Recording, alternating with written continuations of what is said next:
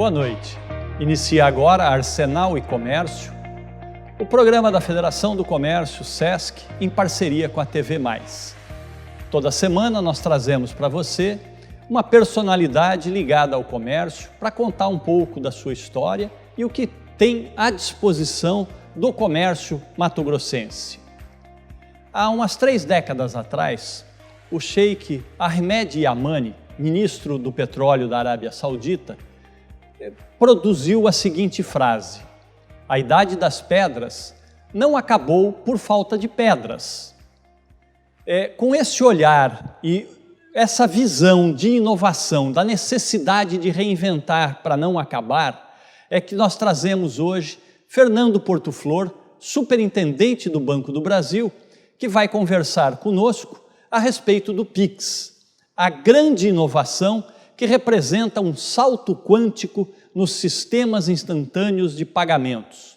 Fernando, as câmeras estão à sua disposição para o seu boa noite. Boa noite, Rissato. Boa noite, telespectadores. É um prazer estar aqui representando o Banco do Brasil num momento desse tão importante para o mercado financeiro como um todo. O Pix chega até nós, chega no nosso país, revolucionando de certa forma os meios de pagamento, mas trazendo muitas expectativas boas para toda a nossa sociedade. Mais uma vez agradeço o convite da FEComércio, agradeço o convite do SESC em estar aqui representando a nossa empresa. Perfeito, Fernando. A gente é que agradece a sua presença. Eu acho que a gente tem muito para conversar durante essa hora aqui, porque é algo realmente inovador. Os bancos, a gente tem dito isso, né? O sistema de escambo existe desde que a humanidade é humanidade. As trocas são necessárias. No século VII, mais ou menos antes de Cristo, criou-se algum dispositivo, um mecanismo que simulava moedas. Então as pessoas podiam fazer trocas em cima disso. A partir dali, mais de 1000 anos se passaram, as coisas evoluíram, os chineses inventaram o papel e a gente viu alguém que passou a tratar, vamos dizer, as riquezas, armazenavam riquezas, emitiam recibos, eram os chamados Goldsmith Notes, né? Que eram os recibos que eram carregados embaixo do braço aí, como se fossem bancos, até que o sistema evoluiu para o banco mais ou menos como a gente vê hoje, ou os bancos que víamos no passado, há 2 ou 3 décadas atrás, né, Fernando? Mas o grande diferencial nisso tudo foi a tecnologia, eu acho, nos últimos tempos. Você é alguém de tecnologia, né? Vive a tecnologia também. Conta só um pouquinho agora nessa introdução nossa, como é a sua vida em relação à tecnologia. Não, sem dúvida alguma, né, Rissato? Eu acho que houve grandes evoluções, né, no mercado financeiro nos últimos 30 anos, né? Houveram grandes evoluções nesse período. A tecnologia é uma ferramenta hoje, eu diria, fundamental, né, para a vida das pessoas e para o mercado que se apresenta a todos nós. E aí eu estou falando do nosso mercado, especificamente o mercado financeiro.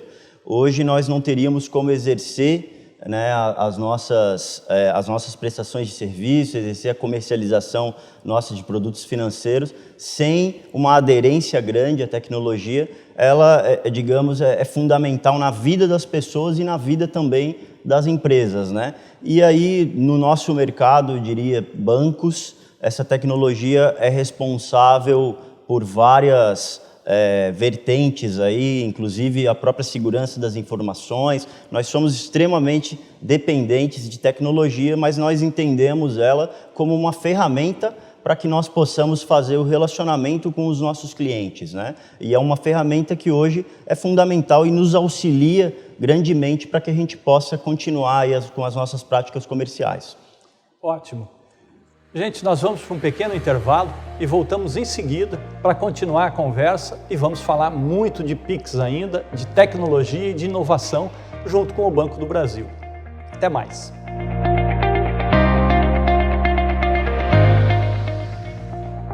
Estamos de volta com Arsenal e Comércio, hoje entrevistando Fernando Portoflor, superintendente do Banco do Brasil, que fala conosco sobre tecnologia, sobre as novas condições do mercado e principalmente o Pix, um sistema de pagamentos bancários que começa a operar a partir da próxima semana já.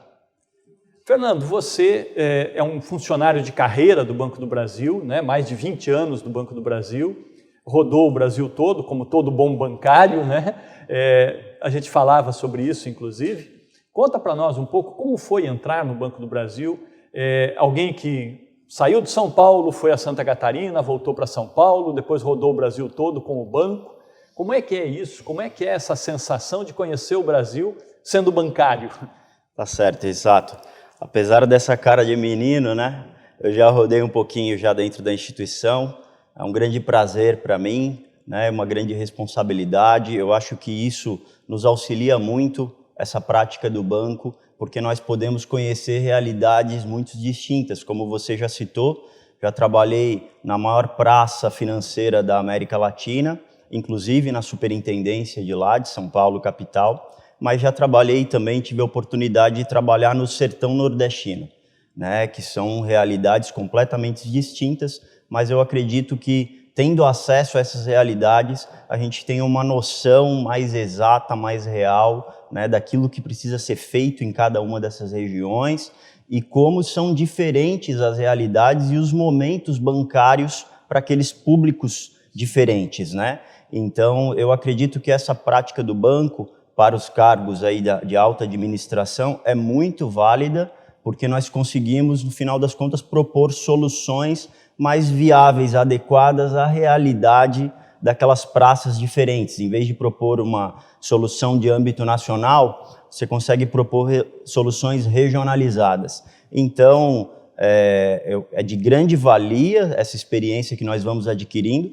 Imagine, em 20 anos eu já passei em 15 cidades, né, através desses estados, essas regiões que você já comentou. E agora, estou muito contente aqui chegando no Mato Grosso. A minha jurisdição é Mato Grosso e Mato Grosso do Sul, na área de pessoa jurídica, né, uma região completamente diferente dessas que eu pude vivenciar, né, catapultada aí pelo agronegócio, muito pujante, né, e eu tenho certeza aí que será mais uma região que vai me agregar muito do ponto de vista de experiência bancária. Estou muito feliz em estar aqui, já iniciando os trabalhos aqui com os nossos funcionários, com os nossos clientes. Que ótimo. Chama a atenção justamente, né, aqui no Brasil principalmente, porque quando você olha para fora, na Europa e principalmente nos Estados Unidos, os bancos eles são quase que locais, né? Você não tem, a exceção de um ou outro grande banco que tem abrangência no território todo, né? Mas os bancos são pontuais, a ação deles é muito pontual. Uhum. E aqui no Brasil nós não temos isso. Todos os nossos bancos são bancos de grande rede, atuam num universo enorme, né? O próprio Banco do Brasil tem agência em praticamente todos os municípios, né? E as realidades são muito distintas, muito. Isso como você falou. Você veio agora, né? O mercado de São Paulo, o mercado paulista, ele gira 24 horas por dia, mas num outro foco. Aqui no Mato Grosso do Sul, o agronegócio nos exige outros conhecimentos e principalmente do agente bancário, né? Com certeza. Então isso é muito importante, eu acho que isso é um grande aprendizado. Como o conceito do banco no Brasil em relação a esses conceitos de fora, que são bem regionais? Não, sem dúvida, né, Rissato? O nosso ecossistema bancário aqui, ele é um modelo próprio, muito diferente do que nós temos ao redor do mundo, como você já citou. O Brasil hoje, nós temos grandes 5 players bancários, né, que são as grandes instituições financeiras. Obviamente, nós temos outras de escalas regionais, escalas menores, alguns administrados ainda por entes, né, por governos estaduais. Porém, atualmente, né, muda-se um pouco essa dinâmica com a entrada aí de vários players que são conhecidos como fintechs, né, as financeiras Exatamente. De tecnologia. Então, isso está aumentando muito, né, em nível de concorrência também, mas eu acho que democratizando mais o acesso a toda a população a novas formas, né, e novos acessos aí ao mercado financeiro, à vida financeira. Porque eu diria que a pessoa ter uma conta corrente hoje em dia é uma questão de cidadania, né? Você dá acesso não somente a crédito, mas a diversos dispositivos, né? financeiros, serviços e produtos que trazem aí uma dignidade, né, às pessoas. Então, eu acho muito importante, muito salutar, né, o aumento, sim, da concorrência. Apesar que mesmo uma forma não, talvez oligopolizada aí de 5 grandes players, nós já temos uma boa concorrência, nós já temos um ambiente, né, de dinamismo bem grande. Eu não vejo hoje em dia nada tão centralizado tão assim, centralizado, ou dominado por algum só. Exatamente. Então, nós já temos boas práticas bancárias nessa experiência que nós temos brasileira. E talvez o nosso espectador não saiba, porém, o sistema brasileiro, ele é um dos mais evoluídos do mundo, né? Porque, como eu falei, nos últimos 30 anos, nós tivemos vários desafios no mercado financeiro. E aí, talvez você saiba disso, né, Rissato? Tem um pouquinho mais de experiência de vida, mas nós passamos vários planos econômicos diferentes, né? O próprio advento da inflação, isso obrigou os bancos a evoluírem muito na questão tecnológica, na questão dos seus processos internos, suas evoluções de sistemas, exigiram, eu diria, muito, e nós acabamos evoluindo e se tornando hoje um dos mercados, digamos, brasileiros, de mais rentabilidade. Né? E, de certa forma, toda essa rentabilidade, em algum momento, pode ser vista com crítica, né, por parte da opinião pública, mas as justificativas são essas. Nós somos um dos melhores sistemas, eu diria, um dos mais eficientes no mundo, dessa forma que nós estamos distribuídos hoje, né? Perfeito. A gente lembra ainda, né, na minha cabeça isso está muito, muito forte ainda, né, o banco de anos atrás, né? Você não falava com o gerente do banco antes das 9h30 da manhã, porque ele estava envolvido com a listagem do CL, né? Eu acho que só os mais antigos ligados a banco devem saber, mas era o crédito em liquidação. Eram os devedores que ficaram de um dia para o outro, e o próprio gerente do banco é quem tinha que passar a relação ali, ligar para um por um e fazer tudo isso. Isso é um negócio que não existe mais hoje, né? Não há o que se falar nesse tipo de coisa mais dentro de um processo bancário. Essa evolução toda trocou pessoas também, né? Porque as pessoas tiveram que reaprender. Eu acho que hoje o banco ele é muito mais de decisão do que de controle, né? Do ponto de vista dos funcionários. Como é que o Banco do Brasil vem trabalhando isso com os seus funcionários também? Como é que vocês fazem para preparar os funcionários? Porque vocês têm gente mais antiga de casa que teve que se adaptar. Com certeza. Como é isso? Como é essa transição? Essa transição, Rissato, ela acompanha, como nós já falamos aqui, a própria evolução tecnológica, né? Então, obviamente, os nossos funcionários eles têm que estarem capacitados e fazendo treinamentos, fazendo cursos externos. Hoje nós já temos uma prática dentro do Banco do Brasil que é fazer concursos específicos para a área tecnológica. Tamanha é a demanda por esse tipo de profissional, é fundamental. E na área administrativa, que a gente chama dentro das carreiras administrativas, que são as carreiras que as pessoas conhecem, e dentro das nossas agências, nós também tivemos, nos últimos 20 anos, uma evolução muito forte, como você bem citou, saindo dos diversos relatórios, né, de papéis aí e indo para os sistemas. Isso nos proporcionou também, lógico, uma diminuição do quadro desses profissionais, né? Isso envolve custo, sem dúvida alguma, né? Uma redução de custo. Então, a tecnologia ela vem para nos auxiliar também desses dois pontos de vista. Ao mesmo tempo, é um desafio para todos nós essa adaptação e para o mercado, né? Para as exigências aí de um mercado cada vez mais dinâmico, porém tem as reduções e aquilo que nós conseguimos também lançar mão aí de despesas de custos, né? A organização ela se torna um pouco mais leve, com agências aí também mais leves, mais disponíveis, como você citou, ao nosso próprio cliente, né? Hoje em dia isso não acontece mais, tá, Exato?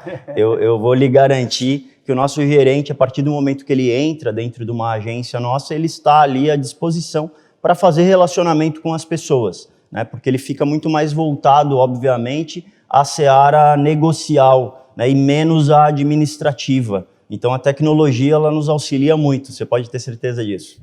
A gente realmente tem percebido esse tipo de coisa no nosso relacionamento, né? É como eu mesmo te falei, a minha agência bancária, hoje eu não sei onde ela fica, Tá? Eu movimento todo o portfólio que o banco me oferece, aplicações, pagamentos, mas eu nunca fui até a agência de verdade. A gente não tem mais essa necessidade, não é? E isso aí chama muito a atenção. E uma das coisas que você pontuou agora, que eu acho que é muito importante também para os telespectadores e para o público em geral, é perceber isso. É algo que a gente faz questão sempre que traz um convidado aqui, e a gente tem chamado isso de desvilanizar a atividade. Muitas vezes o senso comum olha para os bancos como sendo o grande vilão da história. Puxa, o banco ganha dinheiro em cima do meu dinheiro. Na verdade não é bem assim, não é? O trabalho de vocês é enorme, é algo fantástico para ajudar as pessoas e para facilitar toda a operação da sociedade, não é? Como é que ainda ser apontado como vilão às vezes? Não, nós entendemos perfeitamente o conceito que está por trás disso, né, Rissato? Mas assim, fazendo a defesa dessa grande instituição e das demais, eu acho que a prática bancária em si é uma forma de exercer cidadania, de você exercer acesso à cidadania das pessoas, né? Nós temos, dentro do Banco do Brasil especificamente, um cunho social muito importante, né, que nós desenvolvemos diariamente. Então, a nossa prática comercial, ela nos proporciona que nós tenhamos portas abertas também para as práticas de outros fins aí, para auxílios, né, governamentais, para nós colocarmos em dia políticas públicas, políticas sociais. Então, eu entendo que talvez essa diferença de percepção ocorra naquilo que eu estava falando anteriormente, até por uma diferença, às vezes, de um regionalismo. Eu tenho certeza que talvez pessoas em outros estados dessa federação enxerguem o Banco do Brasil não com os mesmos olhos que os paulistanos muitas vezes enxergam, que ali eles veem mais uma placa agindo de forma comercial, né? Mas independente desse ponto de vista, do cunho social que nós temos, a nossa representatividade e a importância do Banco do Brasil nesse contexto, eu acho que toda a prática bancária em si, né, ela enseja disponibilizar serviços e produtos financeiros às pessoas, e todos nós precisamos, né, ter aí acesso a isso, acesso a esses dispositivos. Nós precisamos ter produtos e serviços financeiros para tocarmos a nossa vida. Né? Então, eu concordo com você desse olhar, às vezes, é um pouco diferente para as instituições financeiras, mas eu posso afirmar, né? A prática bancária, nós estamos num universo, num contexto extremamente com uma concorrência muito grande, com players, né, diferentes atuando, entrando. Não é nada simples hoje em dia o exercício da boa prática bancária, mas nós fazemos isso com muito zelo, com muita dedicação, né? Então, eu diria que para nós hoje, eu acho que para todos os empregados serviços bancários em geral, não só dentro da instituição, é um prazer estar trabalhando, né, e colocando em prática todos os dias aquilo que a gente entrega à população. Perfeito. A gente vai para mais um intervalo e volta em seguida.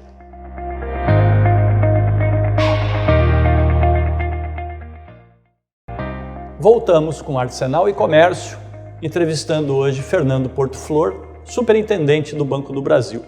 No bloco anterior, a gente conversou um pouquinho sobre a vida do bancário, como é que é esse dia a dia, qual foi a carreira toda do Fernando até chegar à superintendência aqui no Mato Grosso, onde ele está há apenas 2 meses, mas já se diz bem apaixonado por toda a situação do Mato Grosso, o povo que tem aqui, que o recebeu muito bem, e falamos um pouco da questão do banco aqui no Brasil, não apenas o Banco do Brasil, mas o sistema bancário no Brasil. Continuando agora com essa conversa, a gente vai falar um pouquinho sobre o modelo de relacionamento do próprio Banco do Brasil. A gente observa que, diferente de alguns outros bancos, o Banco do Brasil trabalha com uma clientela totalmente múltipla, né? Ele atinge os governos, tanto o governo federal, o governo estadual, os governos municipais. Ele atua nos planos de governo como partner com esses órgãos estaduais, órgãos municipais, mas ele atua também muito forte com as grandes empresas, com os grandes exportadores e importadores, mas não deixa sozinho, vamos dizer assim, o pequeno cliente. Ele cuida desde aquela conta poupança ou daquela conta salário até a conta dos grandes investidores internacionais ou das contas de governo. Como é que é esse processo de relacionamento do banco com toda essa multiplicidade de clientes, Fernando? É muito interessante, né, Rissato? Eu posso falar de carteirinha aí, porque assim que eu entrei no banco, o banco já entrou com um modelo, e eu vivenciei todo esse processo, o primeiro modelo de segmentação que nós tivemos, né, isso começou no ano de 2000, e aí nós separamos em 3 grandes pilares. Como você falou, essa miscelânea toda de clientes e que geram desafios e expectativas diferentes de cada um desses tipos de clientes, né? E nós tivemos que adequar aí toda a nossa estrutura para dar um atendimento esperado por esse tipo de clientela que é muito diversa, né? Como você muito bem colocou. Então hoje nós temos os 3 grandes pilares, que é o pilar governo e todos os entes que fazem parte, né? As prefeituras, né? Os governos estaduais, federais, né? As autarquias. E nós temos uma estrutura especializada que nós chamamos com superintendências especializadas para atenderem esse público especificamente. Nós temos um pilar atacado, que é o pilar de atendimento às grandes empresas, né? E é um pilar também que atende os investidores institucionais, que atende o segmento private do Banco do Brasil. É um pilar próprio também, com estrutura própria, diretorias, superintendências e unidades de negócios. E nós temos o pilar varejo.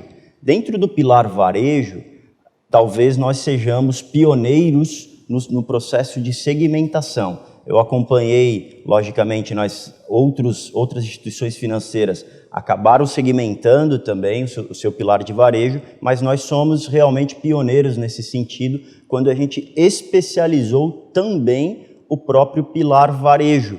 E isso segmentaram o segmento. Exatamente. E essa é uma tendência, né, que nós percebemos no mundo, em diversos tipos de indústrias diferentes, mas dentro da indústria financeira isso está muito claro também, e nós entendemos que seria muito importante por conta das expectativas também do cliente. A visão sempre baseada naquilo que o cliente aguarda da instituição financeira. Então, com essa visão que a gente chama de centrada no cliente, né, nós realmente diversificamos aí o tipo de atendimento a esses clientes. E hoje em dia, como é um processo recente, 2 anos para cá, né, isso ainda gera uma certa confusão, né, no nosso usuário, no nosso cliente, porque nós temos, mesmo aqui na Praça de Cuiabá, nós temos agências que muitas vezes têm lá a placa de rua, representam a nossa marca, mas é uma agência especializada para atendimento a empresas, por exemplo, né? Assim como nós tivemos num passado, aí um pouco mais distante, 15 anos para cá, a segmentação do nosso cliente de alta renda, que no Banco do Brasil a marca que nós levamos é a marca Estilo, né? E isso é um processo de 15 anos para cá, as pessoas já se habituaram, mas no início também, né? Gerou um pouquinho de, que agência, que tipo de agência aquela, né? Então, mas isso acabou se traduzindo para outros tipos de segmentos, de uma forma geral no varejo. E eu sou um exemplo disso, eu estou aqui com essa missão Mato Grosso e Mato Grosso do Sul, especificamente na área de empresas. Então, nós temos uma superintendência do Banco do Brasil, aqui em Cuiabá, que atende o segmento de empresas, obviamente empresas num segmento que a gente chama de faturamento acima de R$1 milhão, mas nós temos 10 unidades de negócio específicas para atender esse público. Mas o que isso é bom e o que isso é ruim, Fernando? Eu só vejo a parte positiva disso tudo. Por quê? Porque nós conseguimos estar mais próximo a esses nossos clientes. Como temos um número de agências menor, né, com profissionais especializados, com uma carteira menor de clientes, cada profissional desse consegue dar uma atenção maior também a cada uma dessas empresas, que antes estavam ali dentro das nossas agências de varejo de uma forma tradicional, né? E muitas vezes nós não correspondíamos mais às expectativas desse cliente, né? Então, o banco segmentou a própria área de varejo.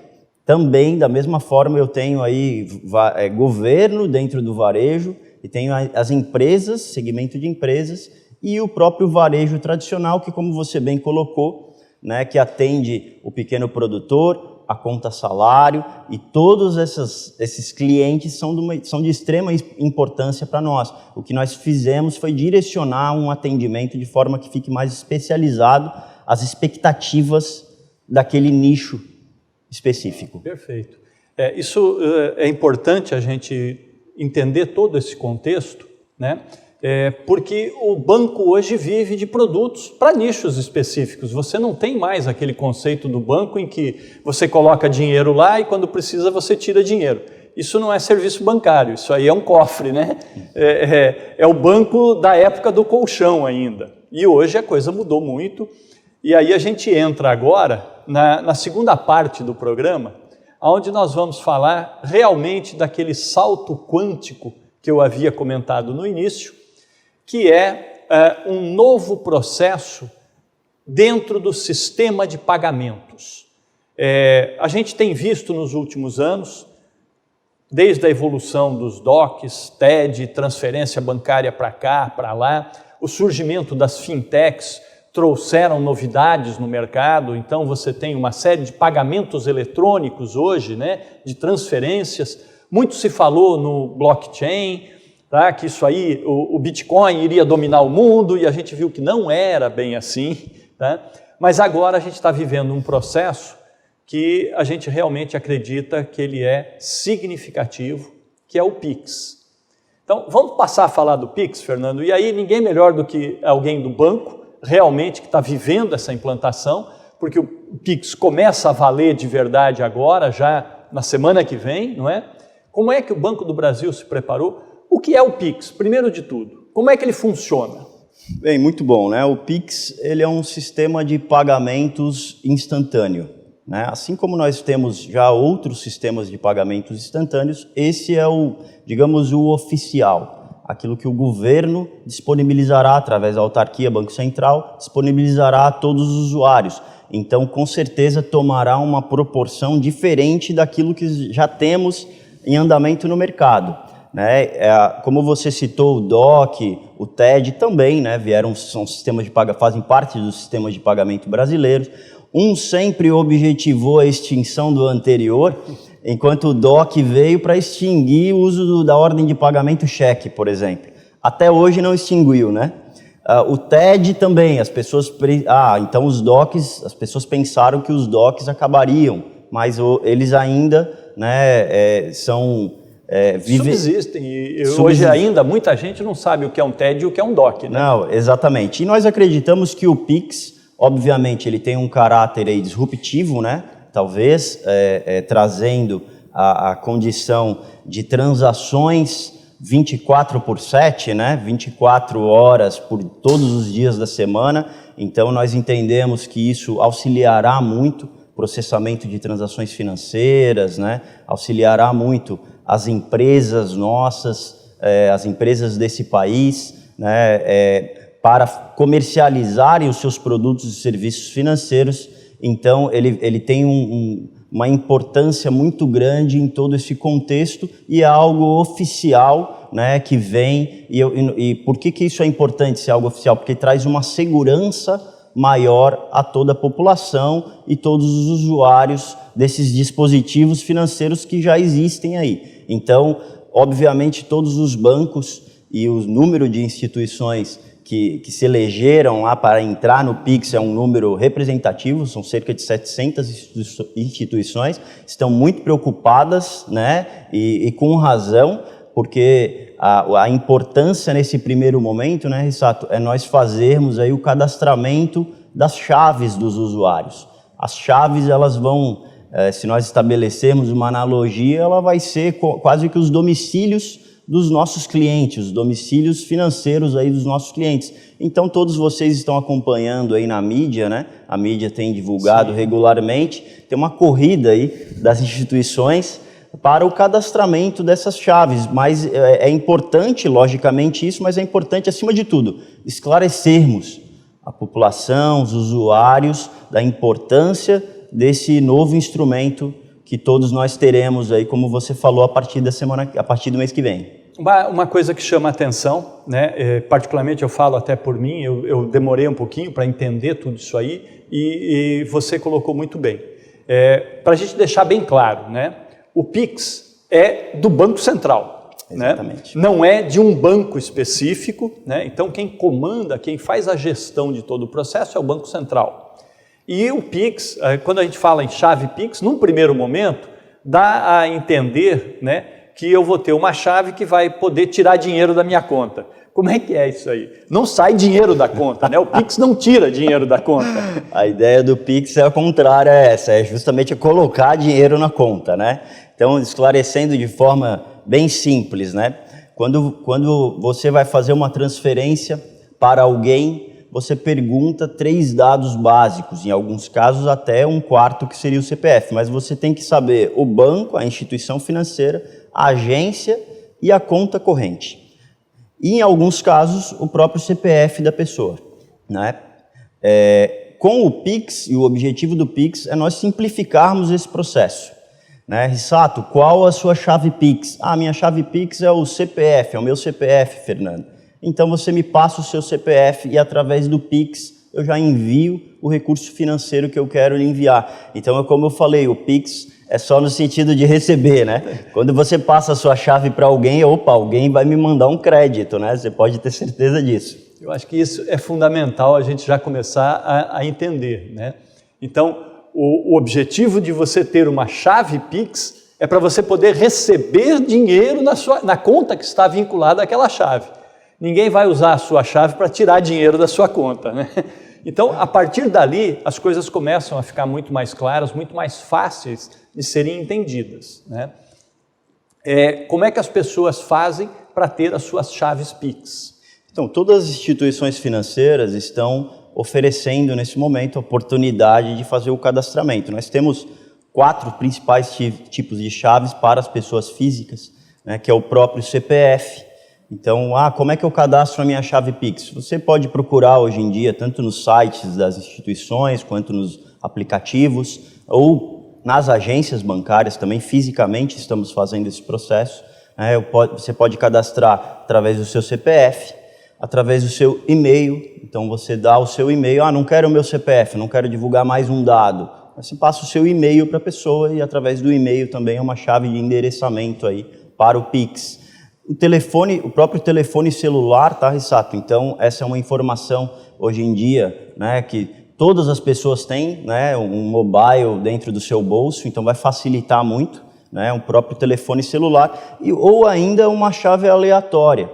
Então, assim, eu não quero disponibilizar nenhuma dessas informações, porque elas são, enfim, do ponto de vista sigilosas, cada pessoa, né, tem a sua forma de enxergar isso tudo. Então, o banco cria uma chave aleatória e ela usa essa chave aleatória para disponibilizar aí para as demais fazerem essas transações e esses créditos aí em conta corrente. Então, de uma forma bem simples, nesse início, o cadastramento, quem quiser aderir ao Pix, né, cadastra-se através dessas 4 chaves de endereçamento, podendo inclusive ter as 4. Né? Eu quero ter as 4, você pode cadastrar aí os 4 tipos. Tá ok, gente, nós vamos de novo para um intervalo e voltamos em seguida para continuar com esse papo aqui na nossa sala de visitas, hoje falando sobre o Pix.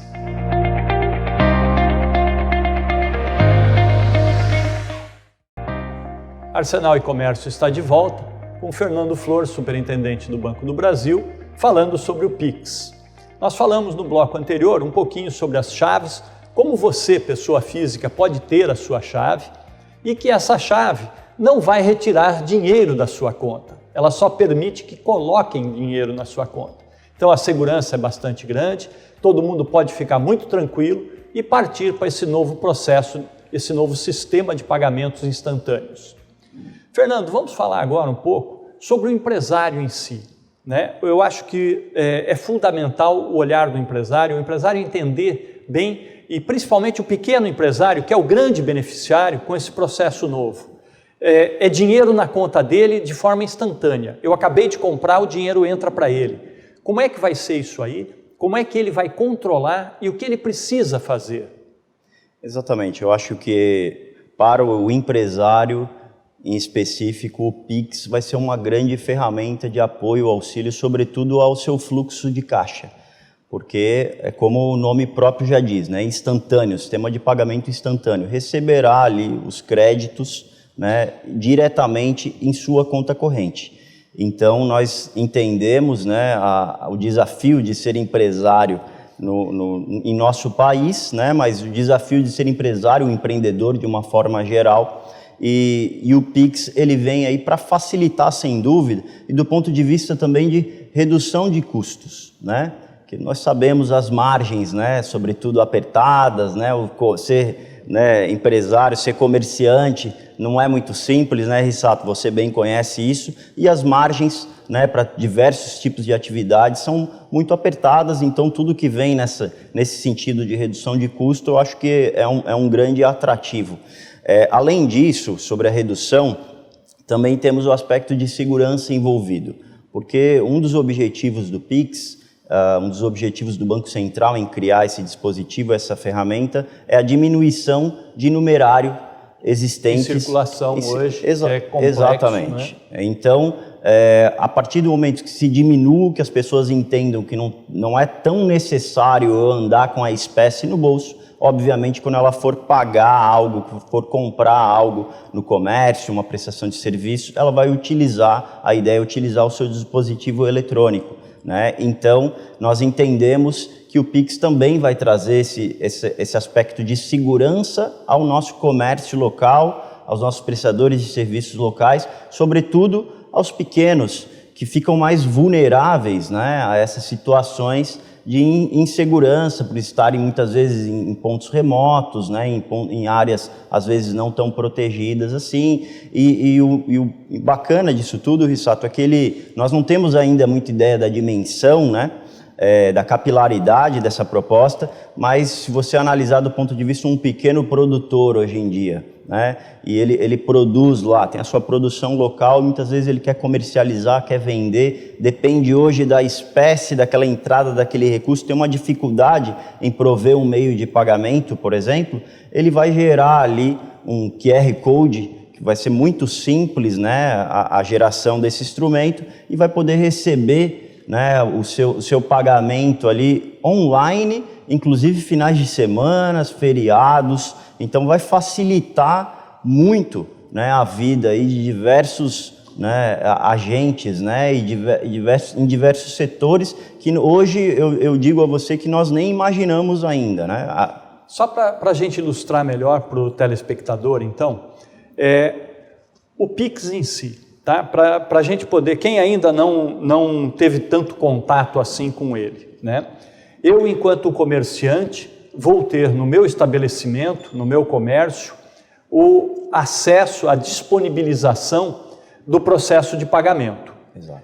O meu cliente chega lá, ele vai ao meu ponto de venda, vai até o caixa e a hora que eu finalizar a compra dele, eu vou gerar um QR Code ou um código qualquer que ele, com o seu celular ou através do aplicativo bancário dele, vai digitar aquele código ou vai ler o QR Code e vai dar o OK, está feito o pagamento. Entrou na minha conta corrente enquanto comerciante. É só isso. É simples assim e rápido? É simples assim mesmo. E a expectativa é que seja feita a transação realizada em menos de 10 segundos. Isso é totalmente possível para quem já usa tecnologias desse tipo, como mobile payment. Nós já temos, né, tecnologia de NFC, nós já temos tecnologias de aproximação e são tecnologias, eu diria, mais rápidas, até mais ágeis do que a própria leitura dos cartões de crédito, que às vezes demoram um pouquinho, né? Então, cada usuário do sistema Pix, obviamente, vai ter no seu smartphone ali já preparado, leitor de câmera, a grande maioria dos smartphones tem. Então, o nosso empresário, o nosso comerciante, ele vai gerar, sim, esse QR Code e vai disponibilizar, já na geração, ele já vem com um valor embutido. Então, né, você foi no restaurante, deu R$40, né, a sua conta. A hora que ele for gerar o QR Code, ele já vem com essa informação, eu só vou fazer a leitura por aproximação e o pagamento estará feito. Somente com a aproximação aí a leitura do QR Code. Então, até no sentido de agilidade, tem algumas praças que a agilidade do pagamento é muito importante, né? Porque geram filas, né?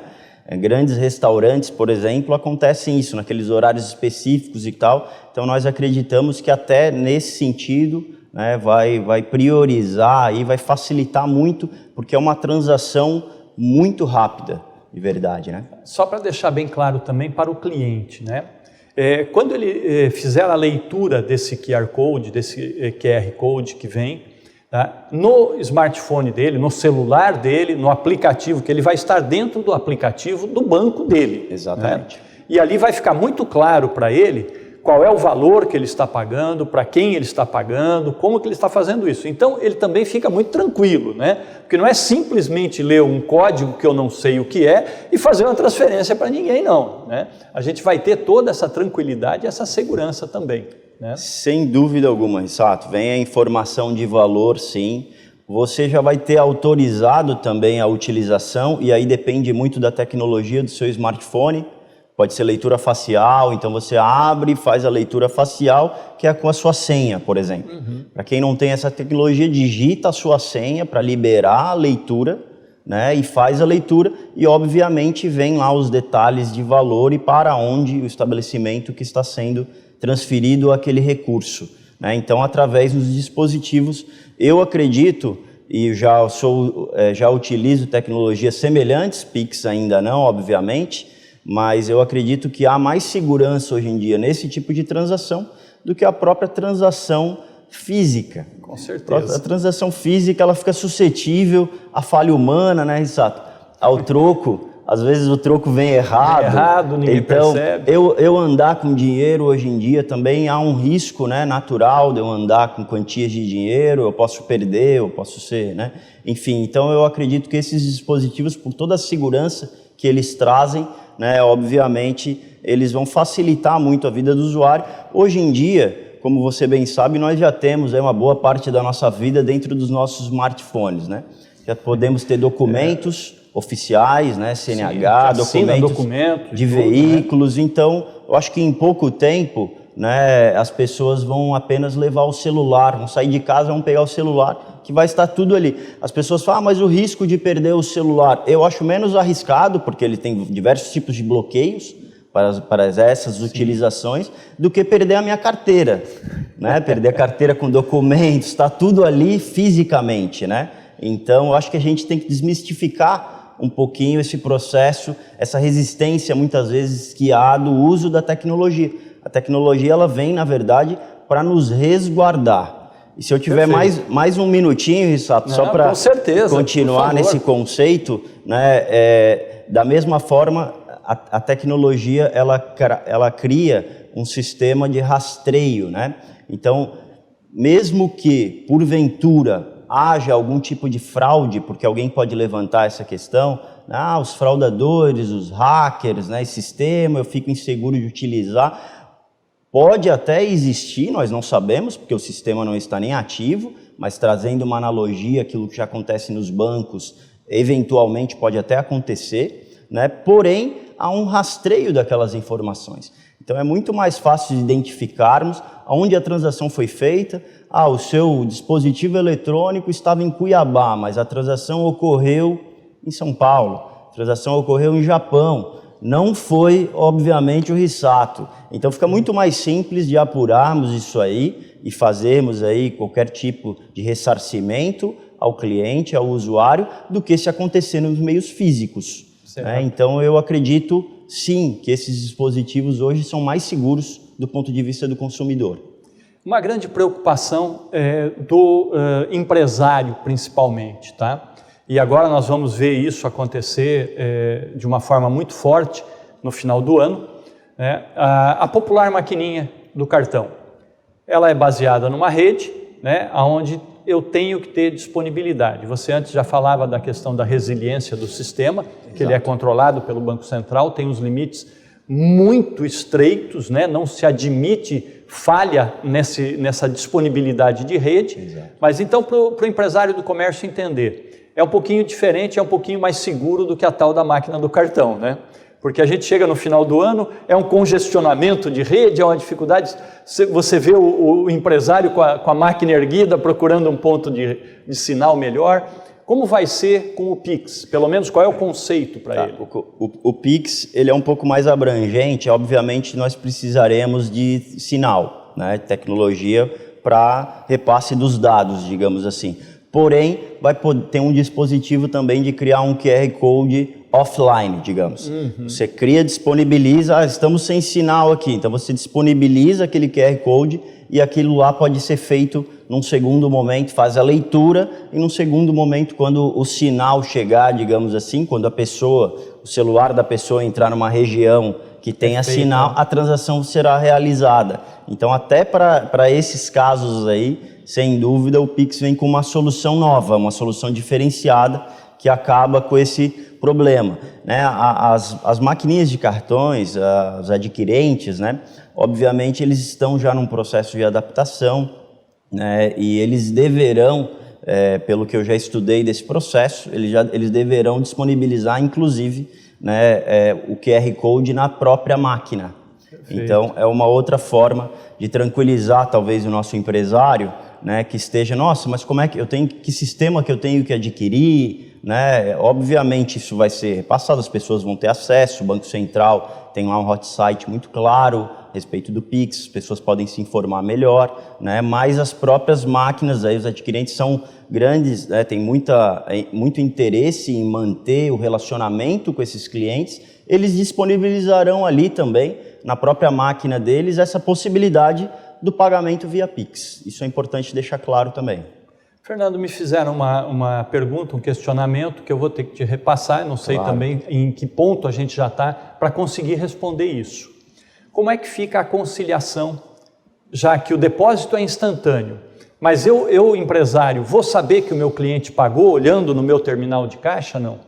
Não, sem dúvida. É assim, na verdade ele segue a mesma lógica do sistema de pagamento brasileiro, das câmaras dos TEDs e DOCs, por exemplo, hoje em dia, né? Existem os bancos oficiais que operam ali e a conciliação é feita dentro desses bancos. Então eles garantem o depósito, porque existe como se fosse uma conta margem, né, para cada uma dessas instituições, que garante que aquilo dali será liquidado ao final do período, né? Então o Pix, né, será da mesma forma.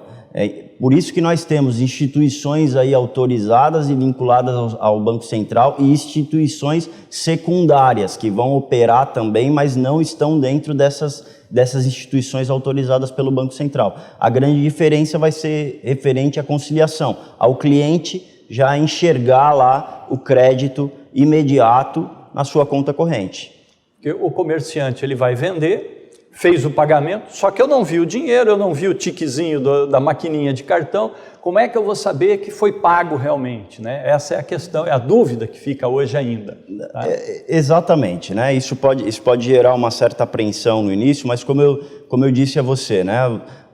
Essa tecnologia, de certa forma, que é através de mobile, ela já existe, muitas vezes sem emissão do comprovante. No início, né, geralmente, né, a gente percebe, né, os próprios lojistas gera aquele mal-estar, mas eu acho que com o advento do uso, né, dessa solução, as pessoas vão ficando mais tranquilas e mais seguras. Agora, num primeiro momento, talvez os nossos empresários queiram checar realmente a sua conta corrente, né, e nós acreditamos que vão ser casos residuais aí, quem vai operar com uma instituição dessa paralela que eu disse, né?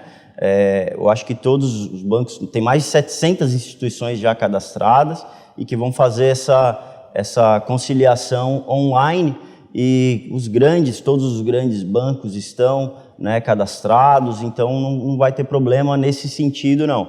Eu acho que a solução ela já vai cair num conceito bom, popular, né, grande, e é claro que a gente entende que vai ser uma curva de aceitação e uma curva de aprendizado com esse novo sistema, né? Então não vai, talvez algumas pessoas especulam que será muito rápido, que vai substituir todas as outras tecnologias. A gente não acredita nisso, né? Vai ser uma curva gradual aí, mas ela tende sim, no médio prazo, a substituir muitas tecnologias existentes, muitos dispositivos existentes, por uma questão de praticidade, conveniência e redução também, né, de custos para os envolvidos. Ótimo. Nós vamos para o nosso último intervalo, estamos caminhando para o final desse programa, mas a gente retorna em seguida para as considerações finais e para mais algumas observações do Fernando Porto, que está conosco aqui hoje.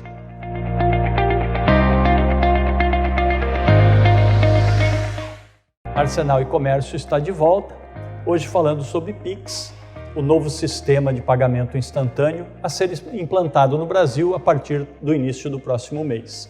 Estamos com Fernando Porto Flor, superintendente do Banco do Brasil, que até aqui nos contou como é o processo, como acontece, como as pessoas podem se cadastrar para utilizar o sistema e, principalmente, como o empresário do comércio, que vai ser o grande beneficiário desse novo processo de pagamentos, deve e pode fazer para ser beneficiado por isso. Fernando, a gente volta para você agora, para suas considerações finais, para contar um pouquinho mais do contexto todo do Pix e deixar o nosso público mais à vontade para poder trabalhar com esse novo sistema a partir da semana que vem, do mês que vem já. Bom, Rissato, primeiramente, né, mais uma vez eu quero agradecer por essa oportunidade, né, de estar aqui representando o Banco do Brasil, mas acima de tudo esclarecendo, né, trazendo talvez a ideia aqui é a gente trazer um pouquinho mais de tranquilidade às pessoas a essa nova tecnologia que estará disponível, né, porque novas tecnologias elas podem gerar uma certa insegurança, uma certa apreensão natural, né? Eu me recordo, assim que eu entrei na instituição, as pessoas não queriam começar a utilizar o cartão de crédito porque achavam que era uma nova tecnologia insegura. Hoje em dia a gente não entende mais mercado financeiro sem o uso desse instrumento. Eu acredito que o Pix também ele virá aí no médio prazo, substituindo diversos meios já existentes. Então, as minhas considerações finais, elas seguem essa linha de raciocínio, né? Se informem, né? Nós temos informações disponíveis nos diversos sites, tanto do Banco Central, quanto de todas as instituições financeiras que colocam à disposição dos seus clientes, dos seus usuários, essa tecnologia. Então, acima de tudo, para você ter tranquilidade no uso dessa nova ferramenta, se informe o máximo possível, né, para que você consiga já utilizar, né, sem dúvida alguma, será um meio de pagamento que lhe trará mais comodidade, mais conveniência, mais segurança também em muitos casos. Eu acho que vai facilitar muito a gestão financeira aí sua, que é empresário desse país, e também você, cliente pessoa física, que vai conseguir transacionar, digamos, com mais fluidez entre as diversas instituições financeiras, né? Claro que cada instituição terá aí uma característica específica quanto a tarifas, né? A pessoa jurídica será tarifada, mas nós entendemos que, sem dúvida alguma, os custos, de uma forma geral, tendem a diminuirão pelo uso de uma tecnologia mais leve, mais instantânea a todos, né? Então, muito obrigado pela participação, espero voltar mais vezes aqui para fazer esclarecimentos que se fizerem necessários e estamos à disposição com a nossa rede do Banco do Brasil a toda a sociedade matogrossense. Perfeito, Fernando. Quem agradece é o SESC, a Federação do Comércio, a TV+, pela sua participação aqui, pelo esclarecimento e o mais importante, o comerciante deve aderir porque é bom. O importante é como fazer isso. Vai buscar informação, como você mesmo colocou, no seu agente financeiro, vai entender bem esse processo para que você tenha segurança e ofereça isso de forma muito tranquila também para o seu cliente. Arsenal e Comércio fica por aqui hoje. Nos vemos na semana que vem, às 9h15 da noite. Muito obrigado, boa noite.